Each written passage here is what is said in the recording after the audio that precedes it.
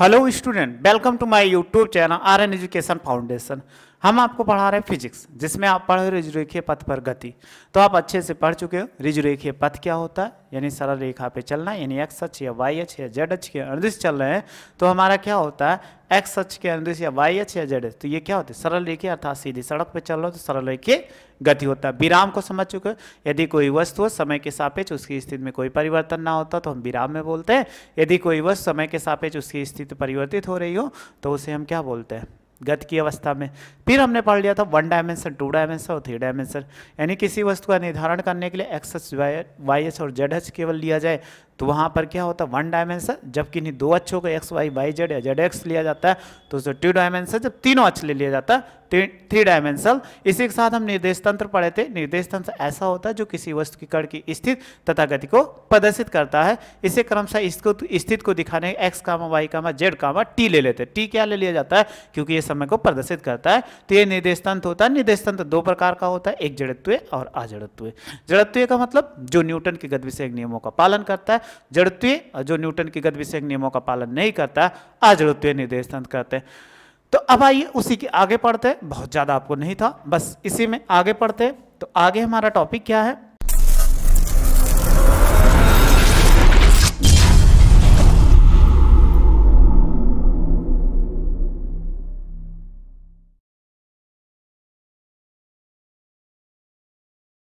आप पढ़े हो, क्लास 9th में भी बहुत पढ़े हो, बहुत अच्छे से आपको याद होगी। लेकिन कोई बच्चा हो ना पढ़ा हो तो इसीलिए हम थोड़ा सा और जानकारी आपको दे देते हैं, क्योंकि 9th का पढ़ा हुआ 11th में थोड़ा सा याद रहता है, थोड़ा सा भूल जाते हैं। तो उसी को मेमोराइज कर लीजिए, यानी फिर से याद कर लीजिए और आसानी से क्वेश्चन सॉल्व कर सको, ताकि जब पूछा जाए तो आप सॉल्व कर सको। तो सबसे पहले दूरी है। दूरी को इंग्लिश में क्या बोलते हैं, डिस्प्लेसमेंट। तो क्या होती है, परिभाषा समझते हैं सबसे पहले। तो परिभाषा क्या होती है इसकी, अगर दूरी की बात करें तो देखो, किसी गतिशील वस्तु द्वारा तय किए गया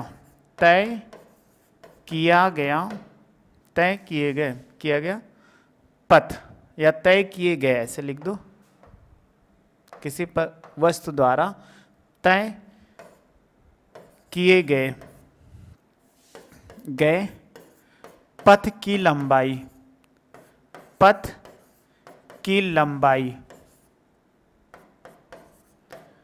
को क्या बोलते हैं, दूरी कहते हैं।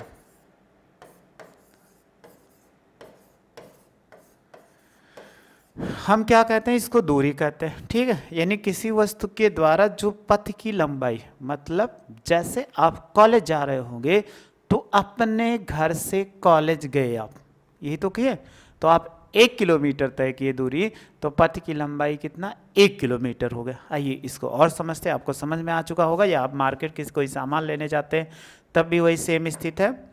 तो अगर हम मान लें कोई वस्तु ऐसे इसमें है,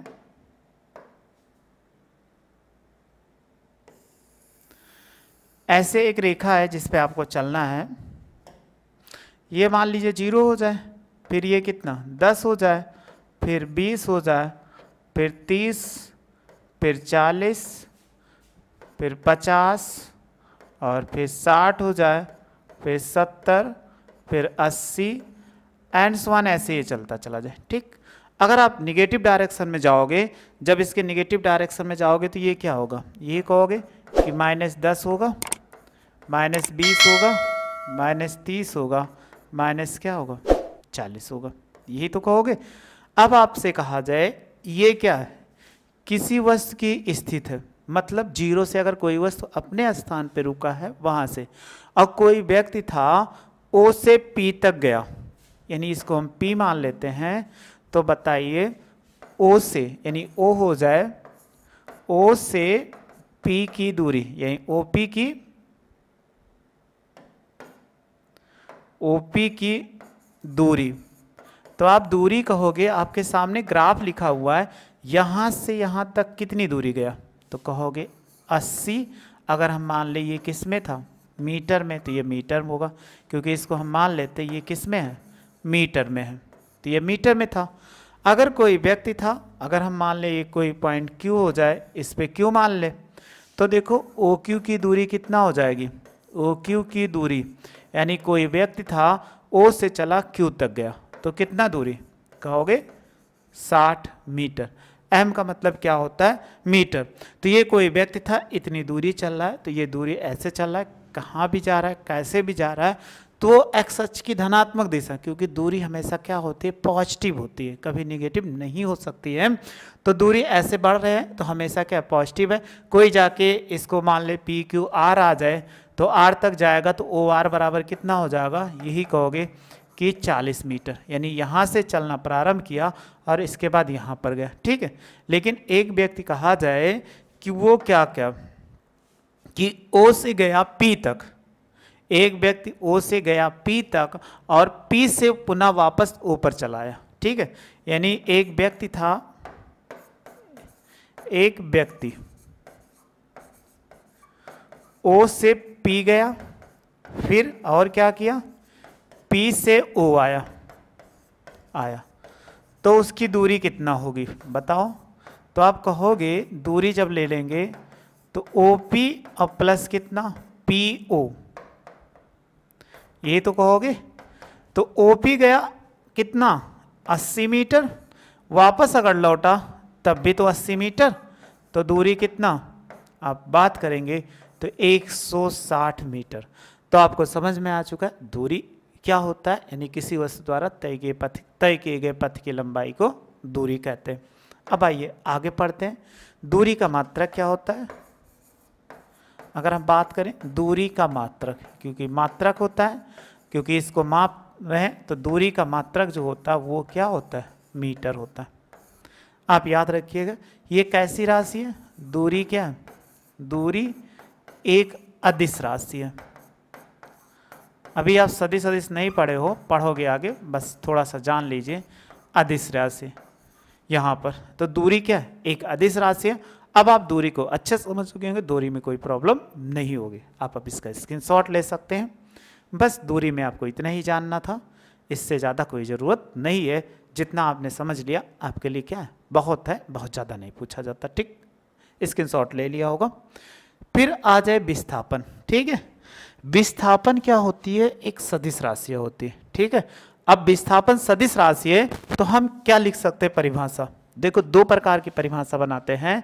सबसे पहली परिभाषा है यदि दूरी का मापन, क्या दूरी का मापन दिशा के साथ किया जा रहा हो। जब दूरी का मापन दिशा के साथ नापा जाता है तो उन्हें क्या कहते हैं विस्थापन कहते हैं। तो लिख सकते हैं जब किसी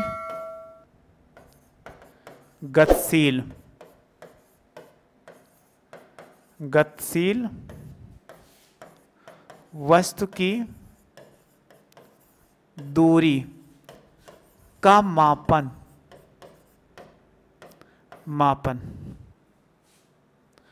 समय के साथ किया जाता, वो समय नहीं दिशा के साथ, दूरी का मापन दिशा के साथ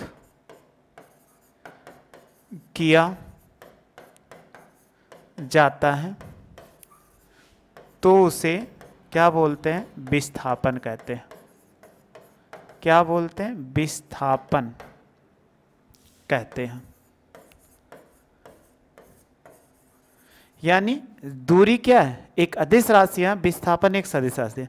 लेकिन जब हम किसी वस्तु के दूरी का मापन कर रहे हों परंतु उसमें क्या साथ साथ दिशा को भी ले लिया जाए, जब दिशा को ले लिया जाए तो उसी में क्या बच जाता है वो विस्थापन का कार्य करता है। तो ये विस्थापन हो गया, ठीक। अब अगर हम बात करें विस्थापन, विस्थापन बराबर सूत्र क्या होता है, किसी वस्तु की जो बात किया जाए कि अगर कोई वस्तु दी गई है तो उसमें क्या होगा कैसे होगा उसकी बात करें तो किसी वस्तु की प्रारंभिक स्थिति तथा अंतिम स्थिति, या ऐसे लिख सकते हैं कि अंतिम, ऐसे लिखो अंतिम स्थिति, और माइनस क्या होती है प्रारंभिक।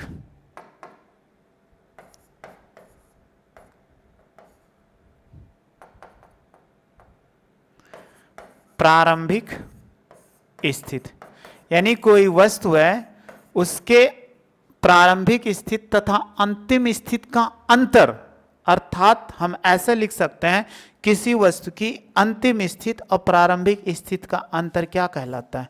विस्थापन कहलाता है। हम एक परिभाषा और दे सकते हैं, दूसरी परिभाषा, किसी गतिशील वस्तु की, देखो गतिशील वस्तु की प्रारंभिक, ऐसे लिख दो चाहे अंतिम स्थिति और प्रारंभिक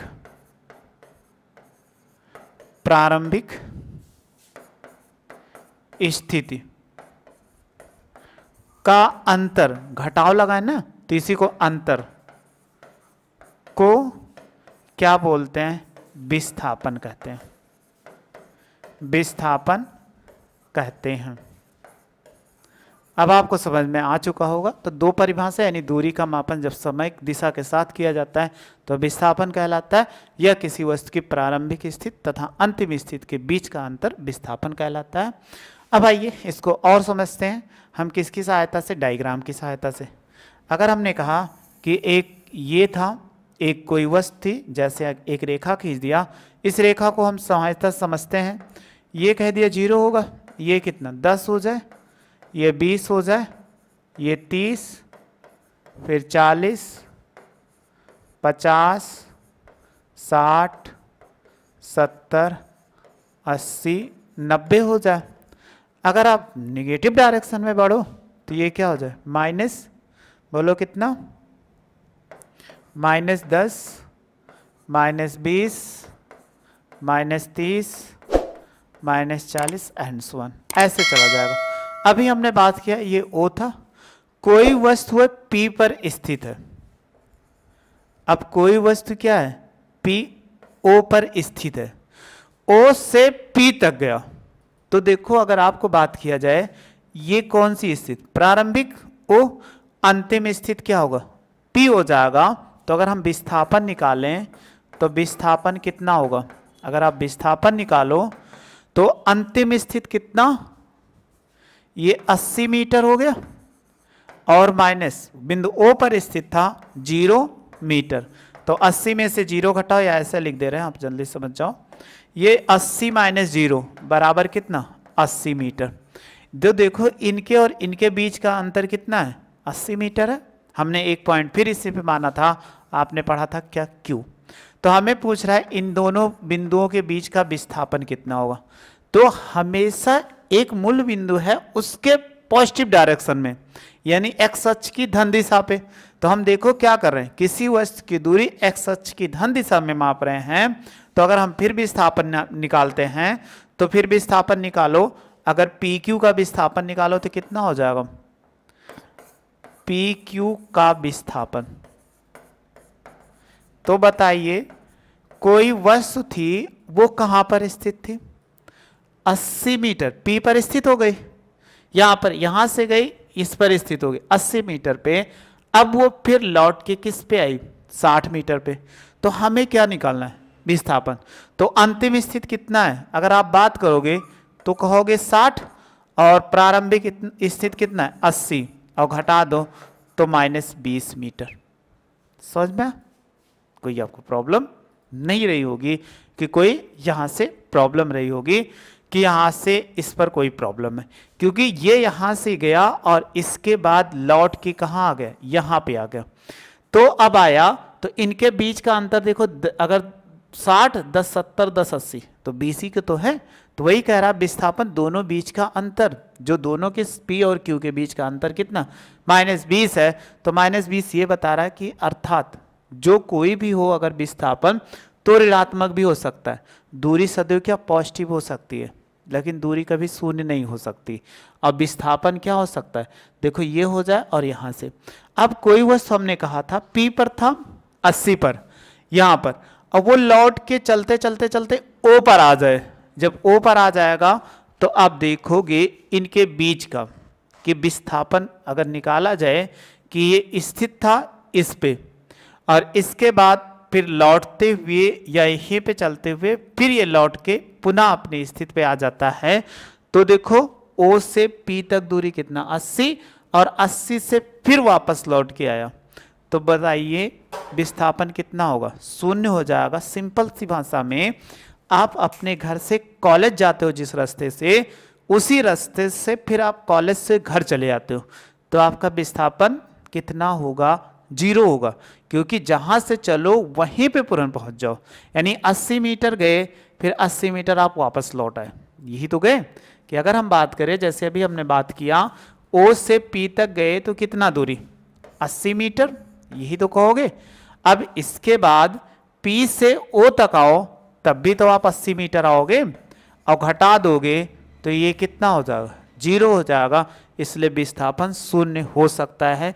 किसी वस्तु का विस्थापन जो वो शून्य हो सकता है। ठीक, एक और देख लेते हैं। अगर कोई वस्तु है ऐसे, ठीक, एक वस्तु थी, कोई वस्तु ऐसे चली किस दिशा में?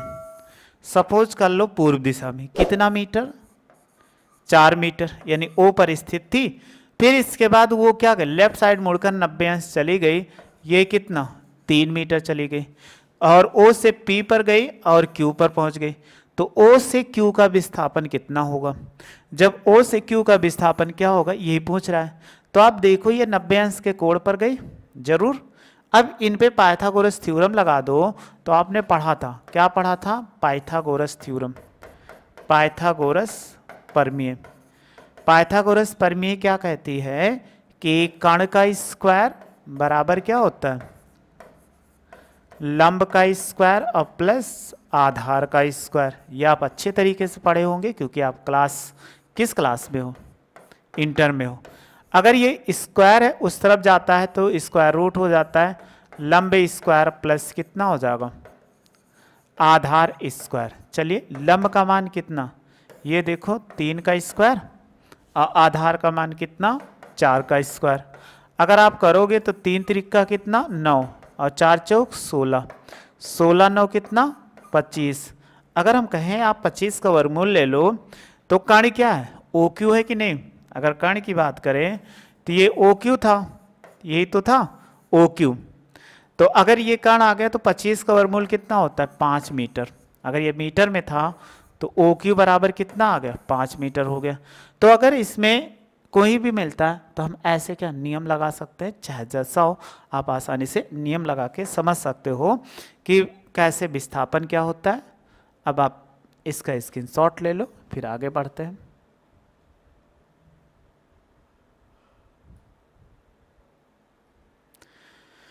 यहाँ तक आप ले चुके होंगे, फिर इसका ले चुके हैं। ठीक, अब आगे नेक्स्ट पढ़ते हैं।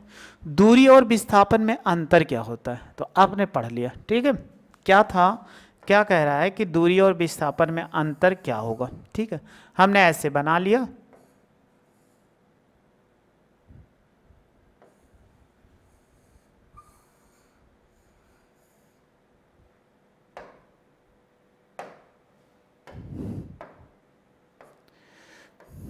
देखो दूरी और विस्थापन में अंतर क्या हो ये हमें लिखना है।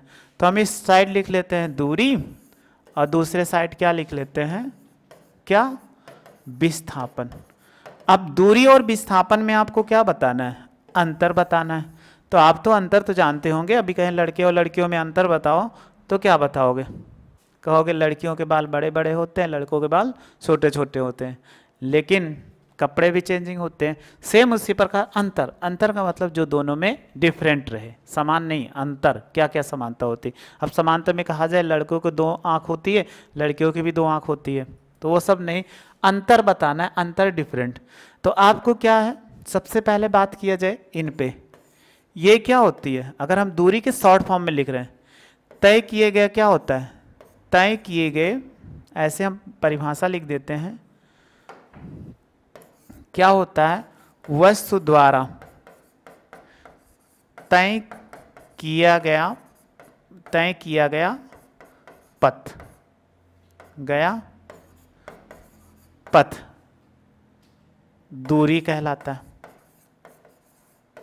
हो गया कि नहीं?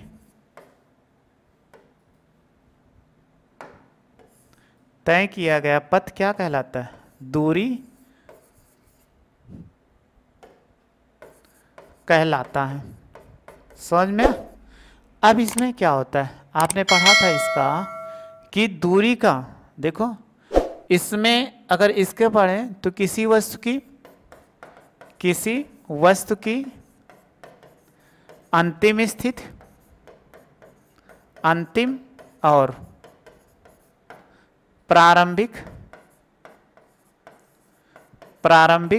स्थिति का अंतर विस्थापन कहलाता है। ये भी आपको समझ में आ गया, अभी हमने लिखा था विस्थापन कहते हैं। दूसरा ये, दूसरे में क्या लिखा जाए, दूरी क्या होती है,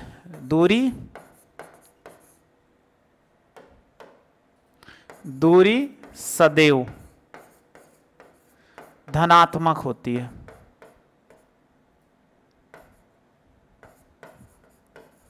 धनात्मक होती है, दूरी जो होगा वो सदैव धनात्मक होगी।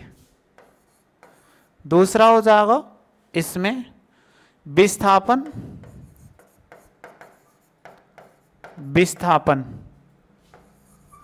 धनात्मक और ऋणात्मक दोनों हो सकता है, दोनों हो सकता है। धनात्मक भी हो सकता है और ऋणात्मक भी हो सकता है। अगला बात करते हैं, क्या होगा तीसरा, दूरी क्या होती है, दूरी, देखो दूरी क्या होगी, दूरी कभी भी शून्य नहीं हो सकती, शून्य नहीं हो सकती। अगर कोई वस्तु है और विस्थापन क्या हो सकता है 4, इसी में 3 है, विस्थापन शून्य हो सकता है। जैसे अभी हमने बात किया कि विस्थापन क्या होगा, विस्थापन शून्य हो सकता है या होता है, हो सकता है। यानी दूरी क्या कभी शून्य नहीं हो सकती। विस्थापन अपने कहा घर से कॉलेज गए, कॉलेज से घर चले आए तो विस्थापन क्या हो, शून्य। लेकिन 1 किलोमीटर गए, 1 किलोमीटर वापस लौट के आए तो दूरी कितना 2 किलोमीटर हुआ, लेकिन विस्थापन शून्य हो गया। अब ये क्या है, और इसमें बात कर लेते हैं। चौथा, ये क्या है, सदैव, ये एक क्या अदिश राशि है, यानी इसको बात करें तो एक अदिश राशि है और ये क्या है, एक सदिश राशि है। यानी ये क्या है, एक सदिश राशि है और दूसरी क्या है, एक अदिश। दूरी एक क्या है, अदिश राशि है और विस्थापन एक सदिश राशि है। और एक चीज और याद रख लीजिए, बस वैसे ही जानने के लिए 5वां हम लिख दे रहे हैं। 5वें में क्या कह रहा है कि दूरी और विस्थापन ले लिया जाए, इनका जब अनुपात निकालोगे सदैव क्या होगा, 1 से बड़ा होता है, चाहे जैसे निकाला जाए इनका, तो इनको निकालने पर इनका अनुपात क्या होता है, सदैव दूरी और विस्थापन का अनुपात 1 से बड़ा होता है। ये दोनों में लिख दो बस ऐसे, ताकि आपको दूरी बटे कितना विस्थापन, तो इनका जो अनुपात होता है या तो 1 के बराबर होगा या तो 1 से सदैव क्या होगा कि बड़ा होगा। तो ऐसे आप किसी की परिभाषा को आसानी से अंतर लिख सकते हो। कभी कभी पेपर में आपसे पूछ लिया जाता है कि दूरी और विस्थापन का अंतर कितना होता है, जिससे आप आसानी से लिख सकते हैं। स्क्रीनशॉट ले लो इसका, अगर स्क्रीनशॉट ले लेंगे तो कितना हो जाएगा इसका, जैसे देखो बहुत आसानी से बस 1 पेज में आ जाएगा। हाँ, अब आगे पढ़ते हैं, क्या है एक समान गति और असमान गति क्या होता है। तो सबसे पहले हम किसको पढ़ते हैं, एक समान गति। एक समान गति, अब एक समान गति किसे कहते हैं, इसकी बात करें तो देखो एक समान गति कौन सी होती है, उसको आपको सबसे पहले समझना है। देखो सबसे पहले, यदि कोई वस्तु समान समय अंतराल में समान दूरियां तय करता हो तो वस्तु की गति क्या होगी, एक समान गति होगी। जैसे हमने एक परिभाषा लिखे हैं, यदि कोई गतिशील वस्तु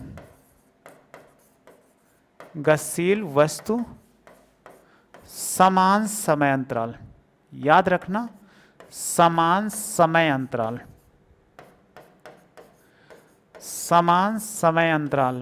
में, यदि कोई वस्तु समान समय अंतराल में समान दूरी तय करें, समान दूरी तय करती है, तो वस्तु की गति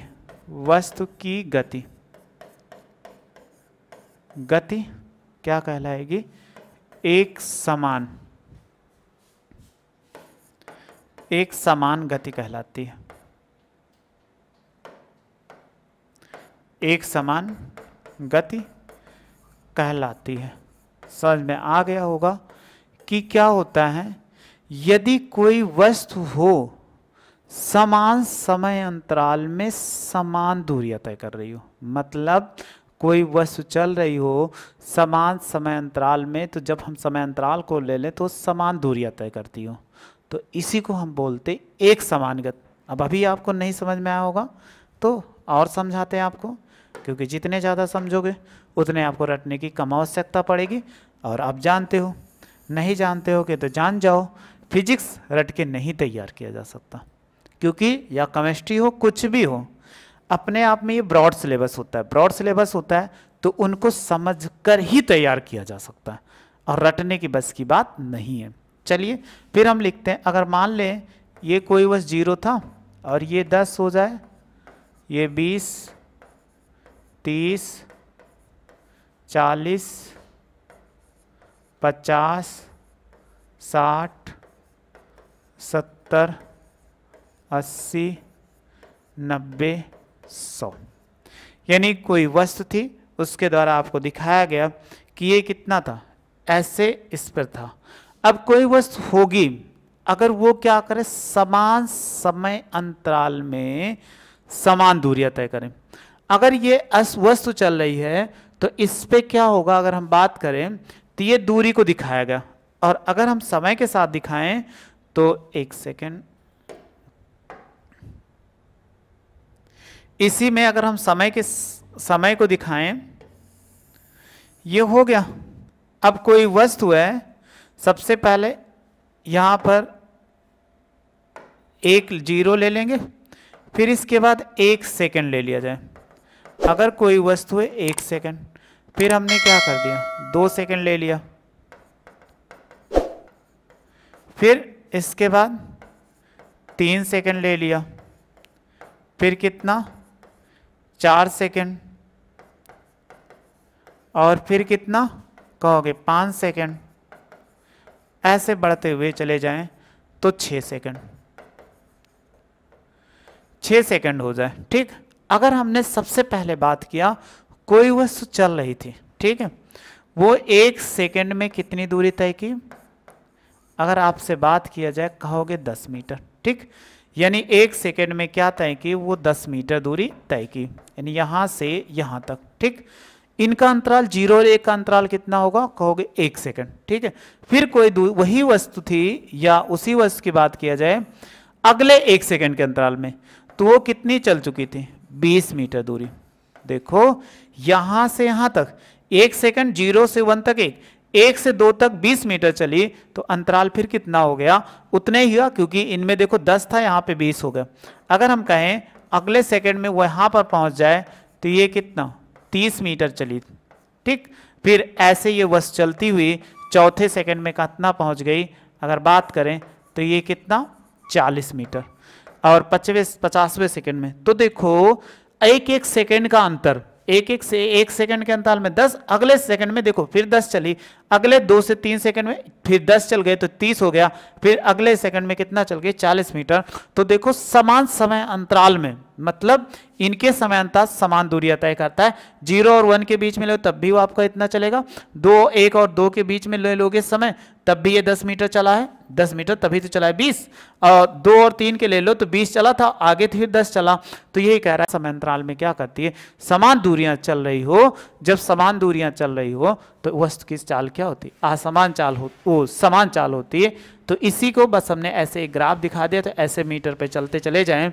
अभी इस पे मीटर पे अगर ले लेंगे तो थोड़ा सा इसको चाहे हम रफ भी कर सकते हैं, नहीं तो ऐसे रहने दो, कोई मतलब नहीं, इससे कोई आवश्यकता नहीं है आपको, क्योंकि इसका काम खत्म कर दिया, सेकंड दिखा दिया। तो ऐसे आप इसका स्क्रीनशॉट ले लो।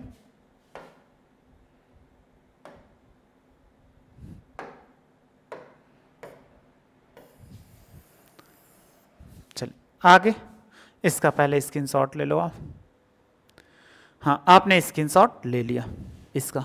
फिर अगला क्या है, असमान गति। तो असमान गति को पढ़ते हैं, क्या लिखा हुआ है, असमान गति, असमान गति। अब असमान गति क्या होती है, सेम उसी से परिभाषा क्या होगी, यदि कोई गतिशील वस्तु, यदि कोई गतिशील वस्तु समान समय अंतराल में, समान समयांतराल में, समयांतराल में असमान दूरियां, ये ऐसे विभिन्न समान समयांतराल में ऐसे लिख दे, असमान, असमान दूरी तय करती है तो वस्तु की गति, वस्तु की गति असमान गति, असमान गति कहलाती है, गति कहलाती है। आप समझ चुके होंगे कि असमान गति क्या होती है। यदि कोई वस्तु समान समय अंतराल में असमान दूरियां तय करे तो उसे हम क्या बोलते हैं, असमान गति। चलो नहीं समझ में आया होगा तो फिर एक ग्राफ बना लेते हैं। हमने कहा कि कोई वस्तु 0 था, फिर 1 सेकंड, 1 सेकंड, 1 सेकंड, फिर 2 सेकंड, समय को दिखा रहे हैं, फिर देखो 3 सेकंड, और फिर कितना 4 सेकंड, और फिर 5 सेकंड।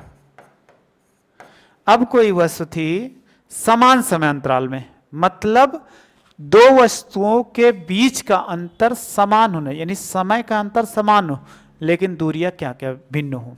तो चलो कोई वस्तु थी जो चली कैसे, जैसे कि मर्जी कहे तैसे, तो ये चली यहां से यहां तक, ये 10 मीटर चला, ठीक है, 0 से 1 सेकंड, यानी 1 सेकंड में 10 मीटर।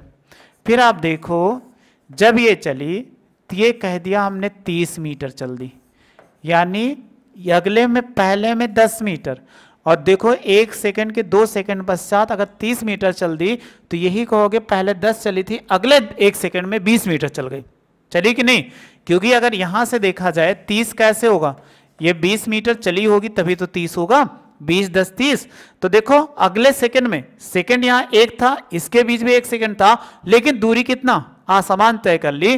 फिर आगे देखो, अगर हमने कहा कोई वस्तु था, इसमें कितना तय कर लिया, 60 मीटर तय कर लिया, कितने, इस तीसरे सेकंड में 60 मीटर चल गया, तो ये कहोगे कि यहां 30 चला था तो यहां से ये 30 मीटर चला होगा कि नहीं, तभी तो 60 पहुंचा। पहले 2 सेकंड तक 30 मीटर, तो अगले 2 से 3 सेकंड, 3 में से 2 घटाओ कितना, 1 सेकंड तो आएगा। यहां पर अंतर कितना है, 1 सेकंड का ही तो अंतर है, इसमें भी 1 सेकंड का अंतर है, इसमें भी 1 सेकंड का अंतर है।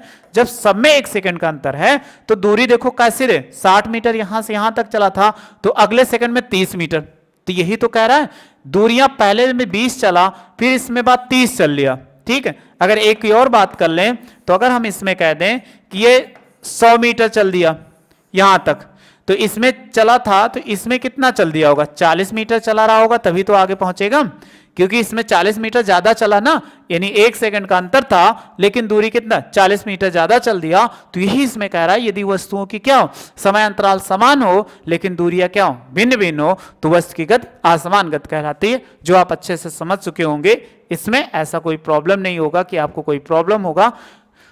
आप इसका स्क्रीनशॉट ले लो। बस आज यहीं तक पढ़ते हैं। आज का लेक्चर अच्छा रहा, आपको वीडियो भी अच्छी लगी होगी। अगर अच्छी लगी होगी तो लाइक शेयर सब्सक्राइब करो। वीडियो देखने का थैंक यू सो मच।